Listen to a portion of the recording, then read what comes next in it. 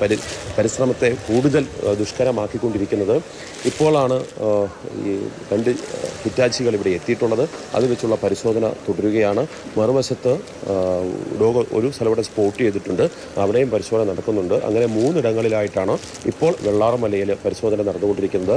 മറ്റ് സ്ഥലങ്ങളിൽ ഡോഗ് ഒന്നും തന്നെ കണ്ടെത്തിയിട്ടില്ല.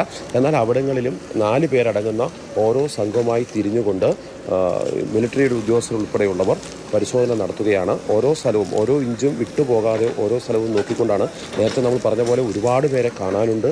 അവരെല്ലാം ഈ ചതുപ്പിൽ എവിടെയോ ഉണ്ട്, ഈ തടികൾക്കിടയിൽ എവിടെയോ ഉണ്ട് എന്നുള്ള ഒരു പ്രതീക്ഷയാണുള്ളത്. അതുകൊണ്ട് അവരെ ഉറ്റവരെ ഉടയവരെയുമെല്ലാം കണ്ടെത്തുവാൻ വേണ്ടിയുള്ള കണിശമായ പരിശോധന അത് വളരെ ദുഷ്കരമാണ്. എങ്കിൽ പോലും അത് വളരെ ക്ഷമയോടുകൂടി അവർ പൂർത്തീകരിക്കുകയാണ്. കൂടുതൽ സേനാംഗങ്ങൾ എത്തിക്കൊണ്ട് ഈ പ്രദേശത്തേക്ക് കടന്നു വരുവാൻ വേണ്ടിയുള്ള വഴി വെട്ടണം.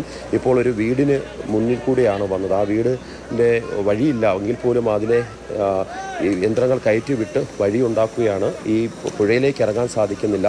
ഈ വലിയ ഹിറ്റാച്ചി പോലും താന്നു പോകുന്നത്ര ചതുപ്പാണുള്ളത്. അതുകൊണ്ട് അങ്ങോട്ട് ഇറങ്ങാൻ സാധിക്കില്ല. പകരം ഈ ചതുപ്പിലേക്ക് തടിക്കഷ്ണങ്ങൾ ഇട്ടുകൊണ്ട് അതിന് മുകളിലേക്ക് യന്ത്രം കയറ്റിയൊക്കെയുള്ള പരിശോധനയാണ് നടക്കുന്നത്. ഇപ്പോൾ നമ്മൾ കാണുന്ന സ്ഥലത്ത് ആ സ്പോട്ടിൽ മൃതദേഹമുണ്ട് എന്നുള്ളൊരു സംശയമുണ്ട്. അതുകൊണ്ടാണ് അവിടെ മെഡിക്കൽ സംഘവും എത്തിയിട്ടുണ്ട്. അവരിപ്പോൾ പരിശോധന നടത്തിക്കൊണ്ടിരിക്കുന്നത് അവിടെയാണ്. അവിടെ വളരെ ദുഷ്കരമാണ് അവിടെ പരിശോധന നടത്താൻ. അത് അത്രമാത്രം ചതുപ്പ് നിറഞ്ഞ സ്ഥലമാണ്. അവിടുത്തെ പരിശോധനയിൽ ഇന്ന് ഉച്ചയോടുകൂടി തന്നെ ഇവിടുത്തെ പരിശോധന പൂർത്തിയാക്കാൻ സാധിക്കുമെന്നാണ് കരുതുന്നത്. വെള്ളാർമലയിൽ ഏറ്റവും കൂടുതൽ മൃതദേഹങ്ങൾ കണ്ടെത്തിയ പ്രദേശങ്ങളിൽ ഒന്നുകൂടിയാണ് ഇവിടെ. അതുകൊണ്ട് തന്നെ ഒരു മൃതദേഹം ഇപ്പോൾ രാവിലെ അവിടെ നിന്ന് ലഭിച്ചു കഴിഞ്ഞു. ഇനി അടുത്തതുണ്ടോ എന്നുള്ള പരിശോധന നടന്നുകൊണ്ടിരിക്കുകയാണ്.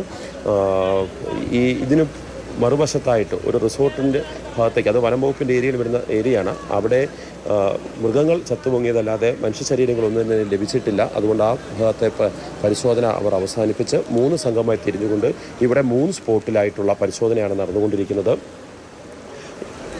ഇപ്പോൾ തടികൾ ഇളക്കിയിട്ടുണ്ട്. അതിനുശേഷം അവിടെ മറ്റു രീതിയിലുള്ള പരിശോധന നടത്തി മൃതദേഹത്തിൻ്റെ അവശിഷ്ടങ്ങൾ എന്തെങ്കിലും ഉണ്ടോ എന്നുള്ള പരിശോധന ആണ് നടന്നുകൊണ്ടിരിക്കുന്നത്.